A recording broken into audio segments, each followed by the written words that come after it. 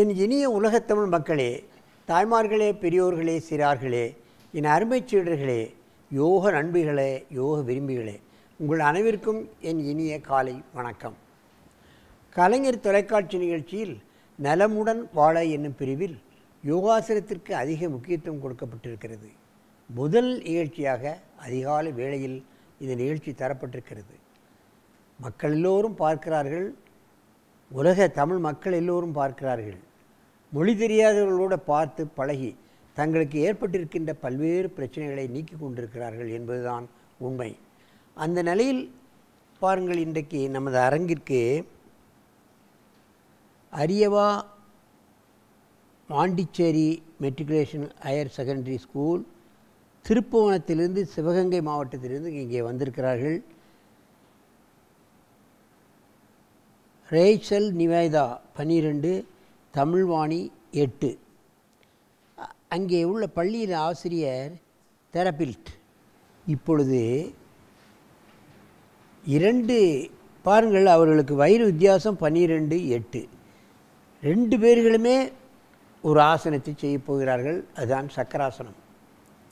இந்த சக்கராசனம் என்பது மிக மிக முக்கியம். என் அருமை மாணவர்களே, நீங்கள் சக்கராசனம் செய்ய ஆரம்பிங்கள்.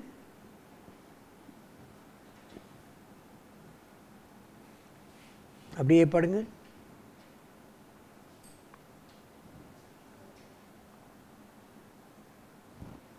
Do it.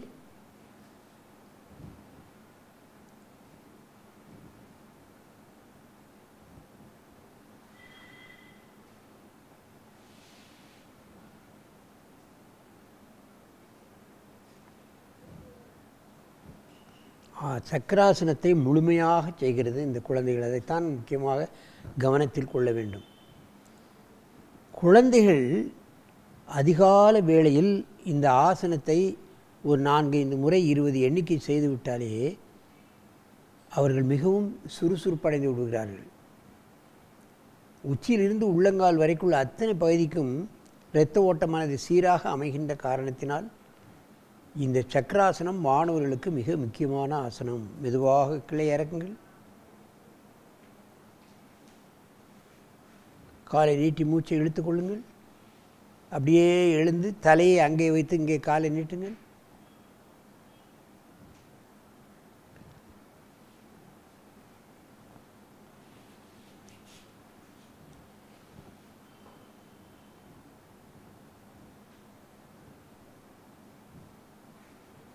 கவனிக்க வேண்டும். பின்பக்கமாக செய்கிறார்கள். தலை தொங்க போடப்பட்டிருக்கின்ற காரணத்தால் தலைப்பகுதிக்கு அதிகப்படியான பிளட் சர்க்குலேஷன். நாம் எப்போதுமே நமது உடலை முன்னும் வளைப்பதில்லை, பின்னும் வளைப்பதில்லை. வெகு சீக்கிரமாக ஓல்டேஜ் வந்து விடுகிறது, முதுமை அடைந்து விடுகிறது. முதுமையை அடைய அடைய பிளட் சர்க்குலேஷனானது எல்லா பகுதிகளுக்கும் செல்லாது. இந்த ஆசனம் செய்ய செய்ய செய்ய முதுமை நமக்கு தள்ளி போடப்படும், வாலிபம் மிகும் என்பதை நீங்கள் தெரிந்து கொள்ள வேண்டும். மெதுவாக இறக்குங்கள்.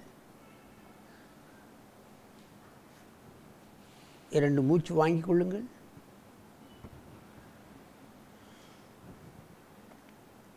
அப்படியே எழுந்து உட்காருங்கள். இங்கே தலையை வைத்து அங்கே கால் நீட்டு, நீ இங்கே தலையை வச்சு அங்கே கால் நீட்டு. கால் அகலமாக வச்சுக்கோ.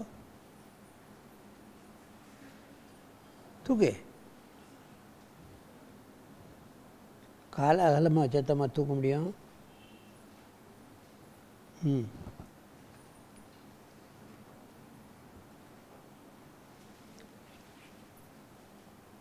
தூக்க முடியலன்னு அப்படியே தலையை வச்சுக்கோ. அப்படியே வச்சுக்கோ. ஆரம்ப கட்டத்தில் கீழே 4 தலையணையை வைத்து குழந்தைகளுக்கு நாம் சொல்லித்தர வேண்டும். அதிலே படுக்க வைத்து அதிலிருந்து தூக்கணும். ஆரம்பத்திலே தரையிலேருந்து தூக்க முடியாது. சில குழந்தைகள் நின்று கொண்டே சக்கராசனம் செய்யும். பழக்கம் அதிகமாக இருக்கின்ற காரணத்தினால், பயிற்சி அதிகமாக இருக்கின்ற காரணத்தில் நின்று கொண்டே செய்து விடுவார்கள். மீண்டும் தூக்குங்க தலையை. அப்.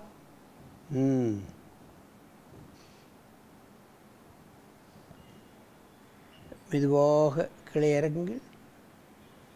உட்கார. என் அருமை பெரியோர்களே, தாய்மார்களே, சக்கராசனம் என்பது மிக மிக எல்லா தரப்பினருக்கும் முக்கியமான ஆசனம். நான் பல முறை சொல்லியிருக்கின்றேன், முதுகு வழியாகத்தான் 72,000 நாடி நரம்புகள் இரத்த நாளங்கள் போகின்றன. வயது ஆக ஆக முதுகெலும்பு இறுகி விடுகிறது, இரத்த ஓட்டமானது மேலே போகிறது, கீழே வர இரத்த ஓட்டம் குறைபாடு காரணமாக நினைவாற்றல் பல்வேறுபட்ட பிரச்சனைகள் நமக்கு வந்து விடுகிறது. ஆகவே சக்கராசனம் செய்ய செய்ய செய்ய அவர்கள் மிகவும் சுறுசுறுப்படைந்து விடுவார்கள். உள் பகுதிக்கும் வெளிப்பகுதிக்கும் பிளட் சர்க்குலேஷன் மிக அதிகமாக செல்கிறது, ஒரு சுறுசுறுப்பு உண்டாகிவிடும்.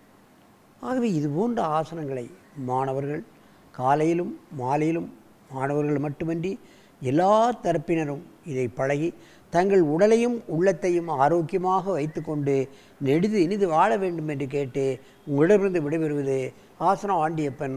வணக்கம்.